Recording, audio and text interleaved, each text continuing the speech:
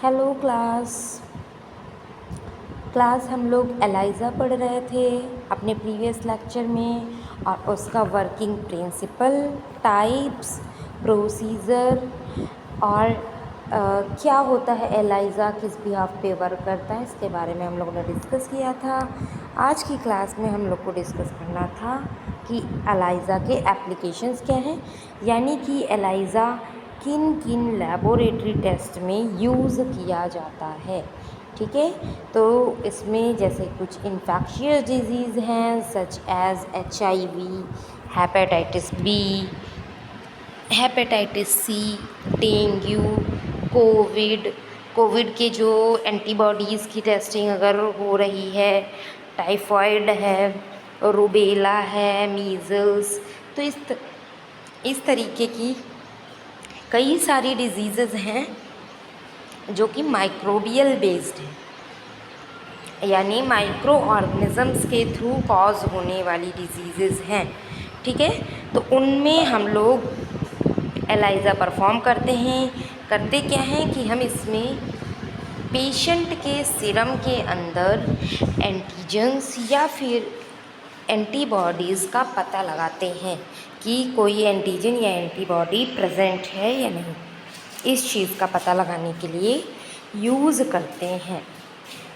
इसी तरह hormonal diseases हैं, उनके लिए भी हमको करना होता है, such as HCG, TSH, T3, T4, बहुत से ऐसे हार्मोन्स हैं, इंसुलिन, कॉर्टिसोल, यानी कि जितने भी हार्मोन्स हमारे बॉडी में प्रेजेंट हैं, हम सभी के लिए एलाइज़ा परफॉर्म करके मेज़रमेंट कर सकते हैं। इसके थ्रू अमाउंट देख सकते हैं कि कितने अमाउंट में एंटीबॉडीज़ या फिर एंटीजन पेशेंट के सीरम में प्रेजेंट है। ठीक है, तो ये सब हम लोग देखते हैं थ्रू द एलाइज़ा। तो ELISA HCG, TSH, T3, T4, insulin, cortisol, इस तरीके के जितने भी हार्मोन्स हैं, हम अपने जो बॉडी के हार्मोन्स हैं उनके लिए भी एलाइज़ा यूज़ कर सकते हैं। इसमें भी स्पेसिफिक एंटीजन या एंटीबॉडी हमारे पास होगी जो उस पर्टिकुलर हार्मोन से बाइंड करेगी, और बाइंड करने के बाद में जो है हमें कलर का कॉम्प्लेक्शन बना के देगी, जिससे हमें पता चलेगा कंसंट्रेशन कि कितने अमाउंट में प्रेजेंट है। ठीक है, इसके अलावा हार्मोन एस्टिमेशन के अलावा भी इसका रोल है ऑटो इम्यून डिसीज़ेस को पता करने के लिए, जैसे कि रियोमेटॉइड आर्थराइटिस, रियोमेटॉइड फैक्टर के लिए। ठीक है, रियोमेटॉइड फीवर होता है, रियोमेटॉइड आर्थराइटिस होती है, इनके लिए भी यूज़ होता है एलाइज़ा टेस्ट। ठीक है, पता करने के लिए amount of antigen and antibody. उसके अलावा एलर्जी की टेस्टिंग के लिए, एलर्जी में एंटीबॉडीज़ का पता हम लोग लगाते हैं, कोटेड एंटीजन हमारे पास होता है, जैसे IgG antibody, food allergies, drug allergies, इस तरीके की एलर्जीज़।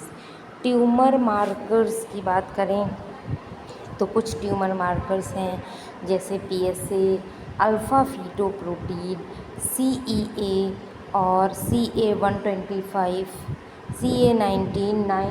देखिए, ये मैं यहाँ पर जो आपको बता रही हूँ कि इन चीज़ों के लिए एलाइज़ा परफॉर्म किया जाता है, तो ऐसा नहीं है कि सिर्फ एग्जैक्टली इन्हीं चीज़ों के लिए ही एलाइज़ा होगा।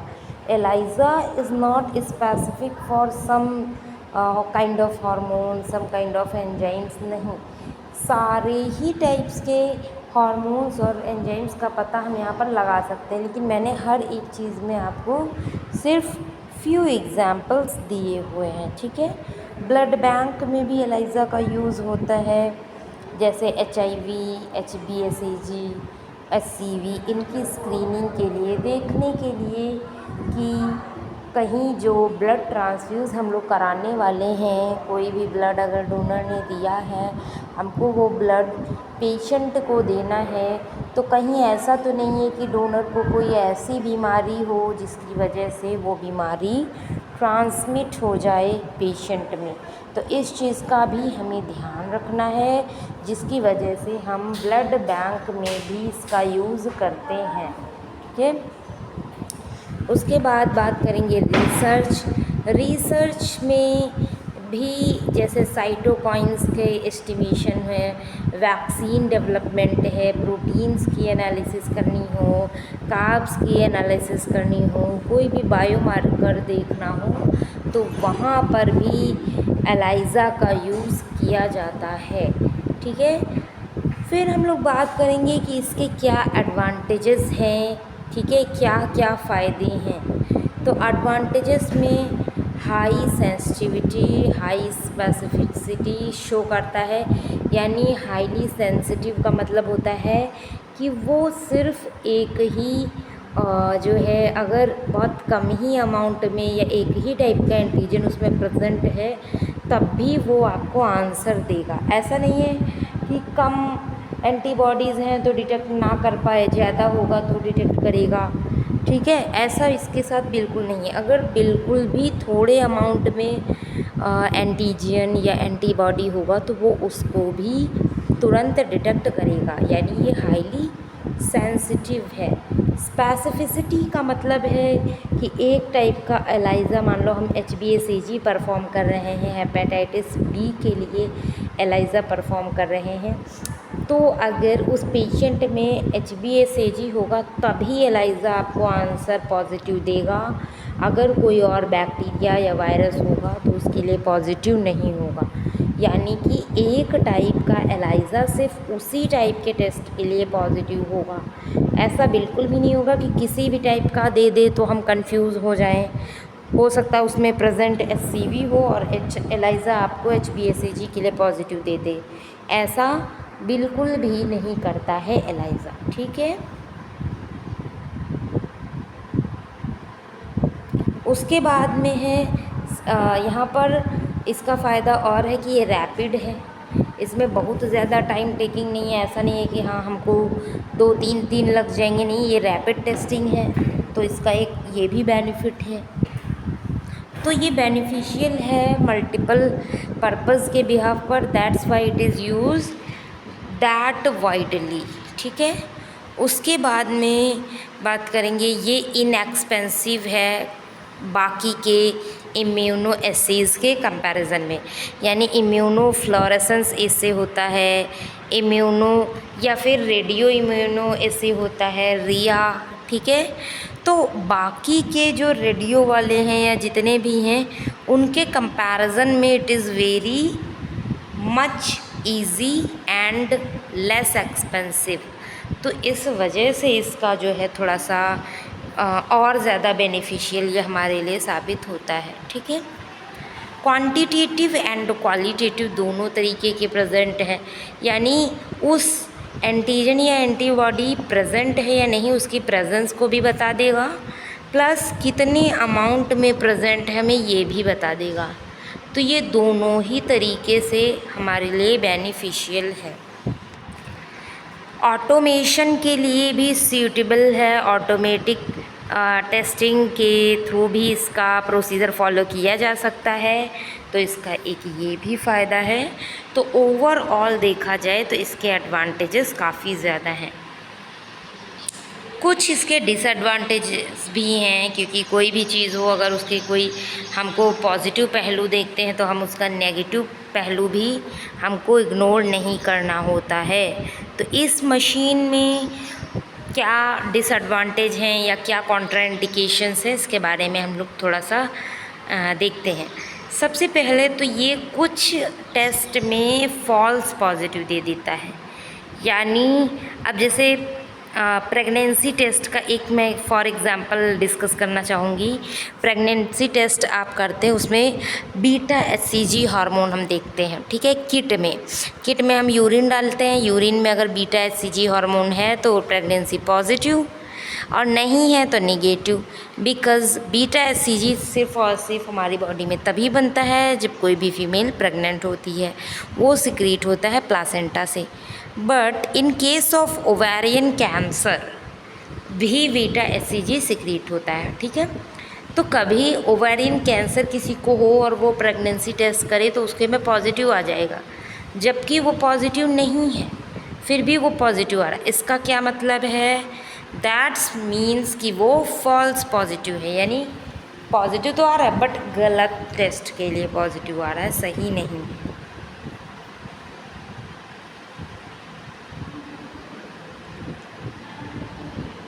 तो ये कुछ चीज़ें हैं, इसको भी हमें नोटिस करना चाहिए कि जो एलाइज़ा है वो कुछ चीज़ों में फॉल्स पॉजिटिव या फॉल्स नेगेटिव रिजल्ट्स दे सकते हैं।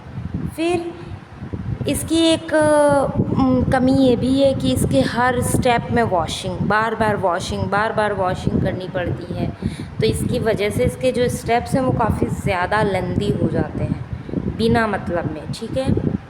उसके बाद में क्रॉस रिएक्टिविटी जो है वो कभी कभी रिज़ल्ट को इफ़ेक्ट कर सकती है, यानी गलत साबित कर सकती है। एंजाइम की एक्टिविटी भी टेम्परेचर पे डिपेंड करती है ना, मैंने आपको बताया एंजाइम इसमें यूज़ करेंगे हम, जो एंजाइम कलर को प्रोड्यूस करेगा। तो वो एंजाइम हर कंडीशन में या हर तरीके से काम नहीं करता है, उसकी भी एक काम करने की टेम्परेचर या पीएच, उसकी कंडीशंस हैं कि वो इतने ही टेम्परेचर पे काम करेगा, वो इतने ही पीएच पर काम करेगा। तो इन चीज़ों के बिहाफ पर भी थोड़ा सा जो एलाइज़ा है वो बाकी टेस्ट से पीछे रह जाता है, ठीक है। इसके अलावा ये जो है नॉर्मली जो इक्विपमेंट्स होता है एलाइज़ा रीडर, एलाइज़ा वॉशर, तो हमको इस टेस्ट को परफॉर्म करने के लिए मल्टीपल जो है मशीन्स या इंस्ट्रूमेंट्स की नीड होती है। इसका एक ड्रॉबैक ये भी है। तो ये कुछ मल्टीपल मैंने आपको बता दिए हैं ड्रॉबैक्स, ठीक है, और जिनके बिहाफ पर एलाइज़ा काम करता है, इसकी क्या कमियां हैं, क्या खूबियां हैं। कैलिब्रेशन कैसे करेंगे आप इस मशीन का, क्योंकि किसी भी मशीन का कैलिब्रेशन तो बहुत ज़्यादा ज़रूरी है, बिकॉज़ कैलिब्रेशन के बिहाफ पर ही आप उस मशीन की एफिशिएंसी को देखते हो कि वो मशीन प्रॉपरली काम कर रही है या नहीं कर पा रही है। तो कैलिब्रेशन इज़ नेसेसरी, ठीक है। सबसे पहले स्टैंडर्ड हम प्रिपेयर करेंगे, क्योंकि स्टैंडर्ड हमें हर चीज़ का पता होता है कि इसमें कितना अमाउंट में चीज़ें प्रेजेंट है, क्या प्रेजेंट है, क्या एब्सेंट है। तो स्टैंडर्ड प्रिपेयर करेंगे। स्टैंडर्ड को मशीन पर हम पेशेंट के सैंपल्स के साथ साथ ही करेंगे। अगर स्टैंडर्ड का जो कर्व है वो एकदम सही आ रहा है, यानी एकदम जितना अमाउंट में प्रेजेंट है मशीन ने उतना ही बता दिया, तो इसका मतलब है कि ये चीज़ें सही हैं, मशीन एकदम क्लियरली काम कर पा रहा है। बट अगर इसमें वेरिएशन आती है तो हमको जो है टेक्निकल जो फॉल्ट है, जो इश्यूज़ आ रहे हैं, उनके बारे में हमको डिस्कस करना पड़ेगा।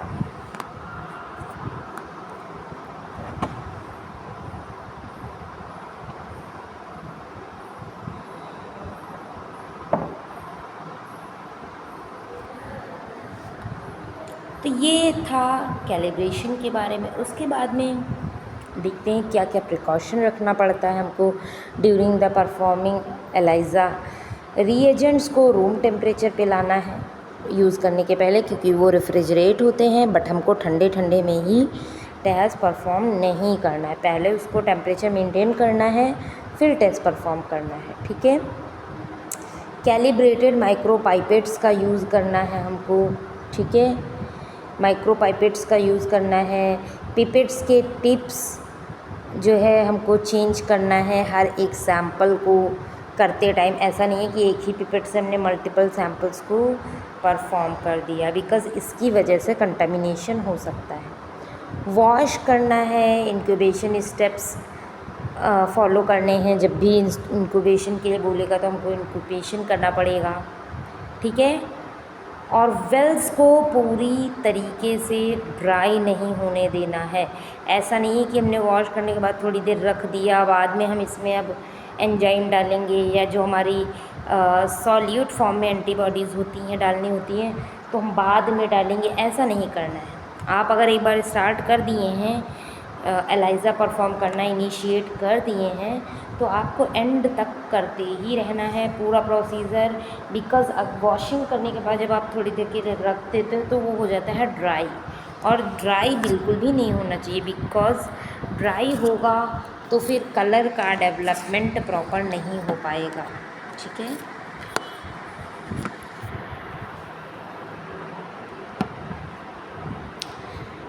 उसके बाद में है इसके मेंटेनेंस के लिए क्लीन रहना चाहिए। किसी भी मशीन का मेंटेनेंस मैंने आपको जितनी भी मशीन्स पढ़ाई हैं सभी का इवन मेंटेनेंस मैंने आपको बताया। तो मेंटेनेंस का मतलब यही है proper washing. Every time you do things with the machine you have to wash the machine every time, okay. तो ये एक बहुत ही ज़्यादा इम्पॉर्टेंट स्टेप है। अगर आप प्रॉपर क्लीन नहीं करोगे तो रिज़ल्ट में बहुत ज़्यादा वेरिएशन आएगा, क्योंकि ये जो भी मशीन ये कोई इंजन की तरह काम करने वाली मशीन्स नहीं है कि ठीक है जैसा भी है क्या हुआ काम तो कर रहा है इंजन। नहीं, मशीन्स ऐसी हैं जो थोड़े से भी एक धूल का कण भी इस मशीन के रिज़ल्ट में वेरिएशन ला सकता है, ठीक है। क्योंकि मशीन्स बिल्कुल इतनी छोटी चीज़ों के साथ में डील कर रहा है, मशीन इतनी छोटी चीज़ों का टेस्ट परफॉर्म कर रहा है जिनको हम नेकेड आई से देखना तो दूर है, माइक्रोस्कोप से भी नहीं देख सकते। एंटीबॉडीज़ के लिए आपको मैं बता दूं कि इसको आप जो सिंपली जो लाइट माइक्रोस्कोप होता है, इलेक्ट्रिक माइक्रोस्कोप होता है, उससे भी नहीं देख सकते आप इसको डायरेक्ट इलेक्ट्रॉन माइक्रोस्कोप से देख सकते हैं। तो अगर इतने माइन्यूट पार्टिकल के साथ में कोई भी मशीन डील कर रही है तो ऑब्वियस सी बात है कि वो प्रॉपरली क्लीन्ड होनी चाहिए, उसमें बिल्कुल भी एरर के चांसेस नहीं होने चाहिए। तो मैंने हर एक मशीन में ये चीज़ें दी हुई हैं, तो अगर इसको आप एक मशीन के लिए भी प्रॉपर पढ़ लेते हैं तो वो सभी के लिए हो जाता है। तो मेंटेनेंस ऑलमोस्ट सेम है, ठीक है। प्रॉपर जो है क्लीनिंग चाहिए, ब्लॉकेज नहीं होना चाहिए।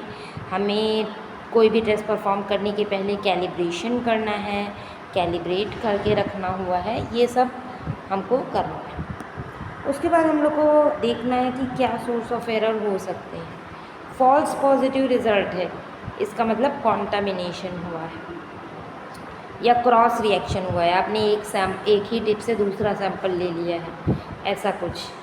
फॉल्स नेगेटिव आ रहा है तो एंटीबॉडीज़ का या तो कंसंट्रेशन या अमाउंट बहुत ज़्यादा कम है या तो आपने टाइमिंग के अकॉर्डिंग गड़बड़ की है, ठीक है। कलर का डेवलपमेंट प्रॉपर नहीं हो पा रहा है तो इसके लिए इसका भी मतलब है कि आप कोई जो चीज़ें यूज़ कर रहे हैं, चाहे वो एंजाइम हो, चाहे वो सबस्ट्रेट हो, चाहे वो एंटीबॉडीज़ हों सॉल्युबल फॉर्म में, वो सब एक्सपायर्ड है, ठीक है। उनमें से कुछ भी एक्सपायर्ड हो सकता है। अगर बैकग्राउंड हाई है तो इसका मतलब है प्रॉपर वॉशिंग नहीं, यानी बहुत ज़्यादा कलर शो हो रहा है, बहुत ज़्यादा वाइब्रेंट कलर आ गया, मतलब आपने अच्छे से वॉश नहीं किया है। रिज़ल्ट में वेरिएशंस आ रहे हैं तो इसका मतलब पिपटिंग अच्छे से आपने नहीं की है, पिपटिंग में एरर है।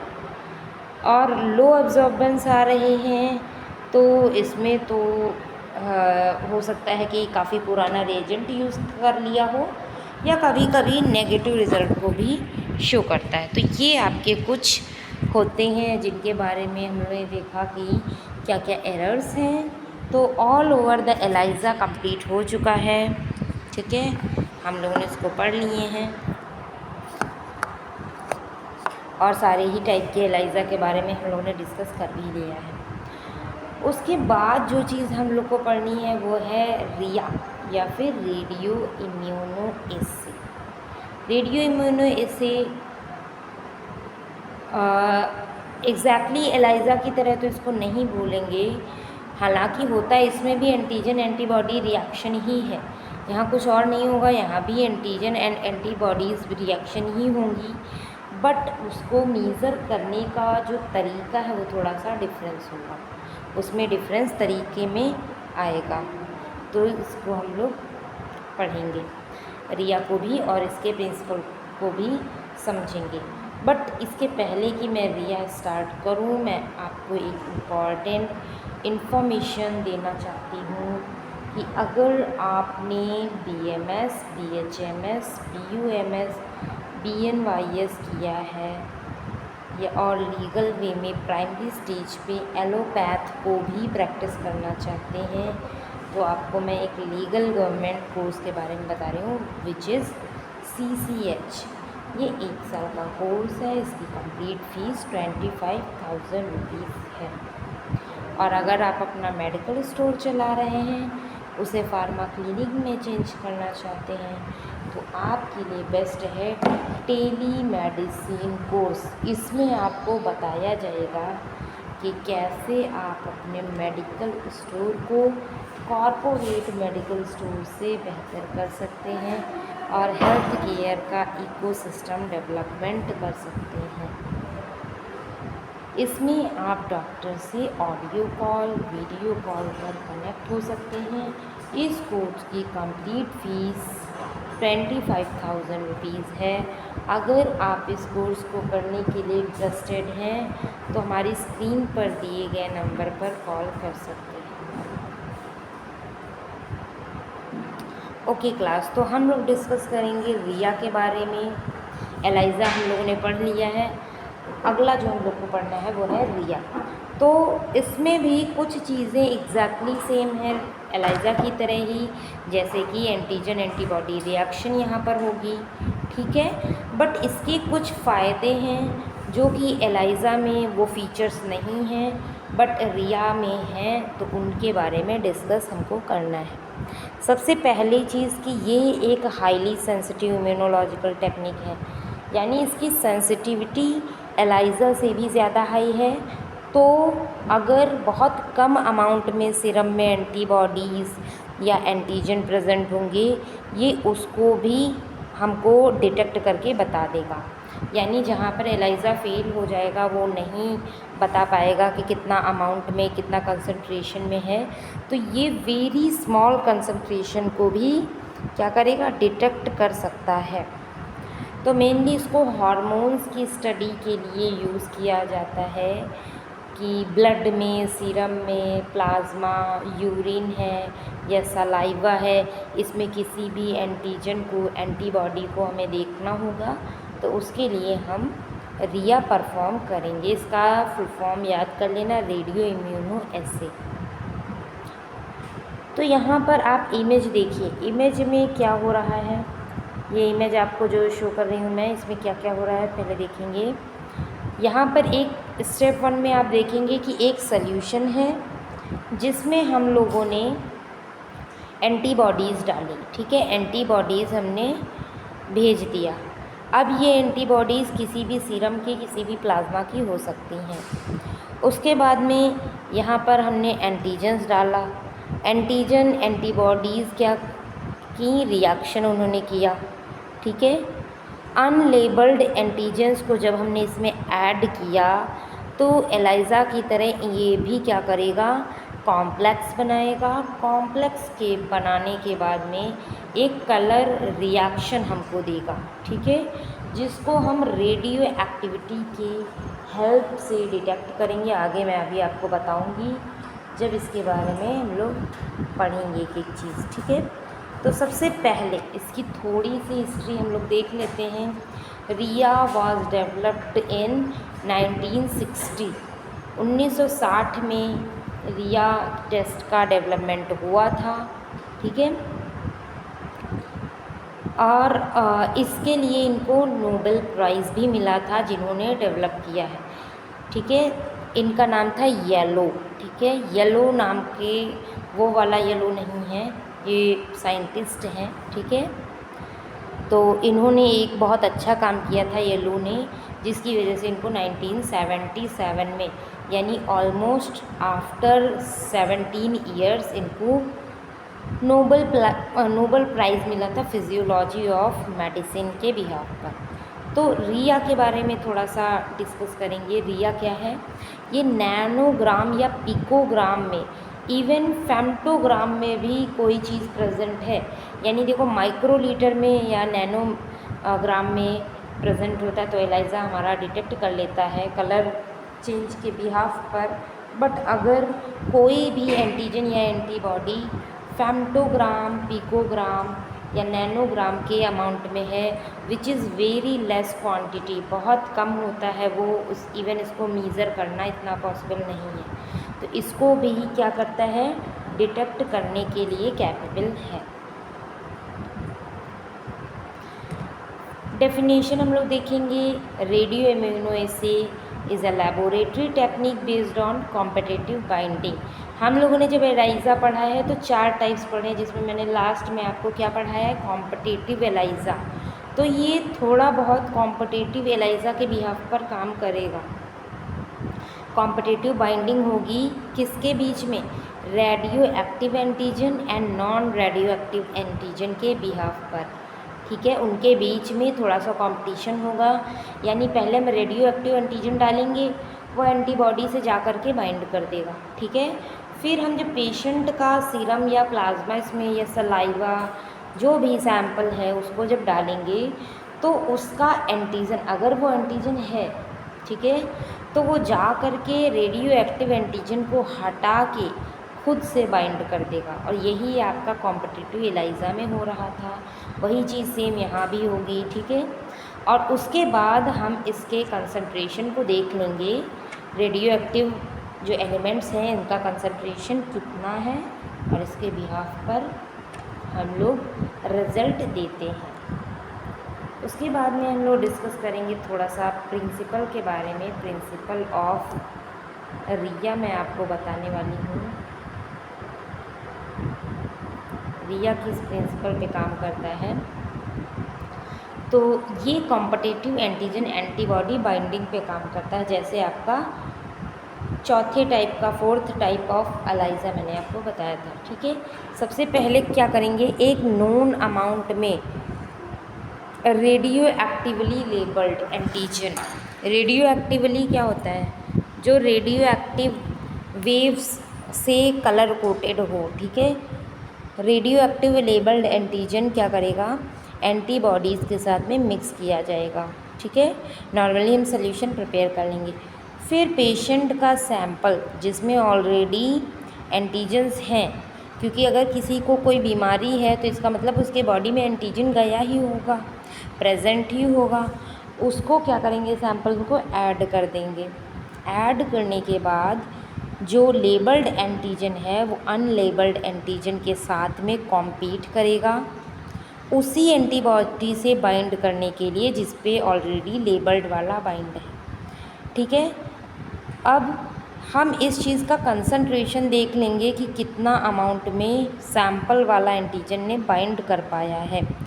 अब जो कंसंट्रेशन है अनलेबल्ड एंटीजन का वो हम निकाल लेंगे और उसी के बिहाफ पर हम लोग रिज़ल्ट देंगे, ठीक है। तो जो हमारे लेबल्ड एंटीजन होते हैं, रेडियो एक्टिव एंटीजन होते हैं, वो सेपरेट हो जाएंगे एंटीबॉडी से और सॉल्यूशन में घूमने लगेंगे। अब इनका मेज़रमेंट हमको करना है रेडियो एक्टिविटी के बिहाफ पर। इसका यूज़ हम करते हैं गामा काउंटर का, ठीक है।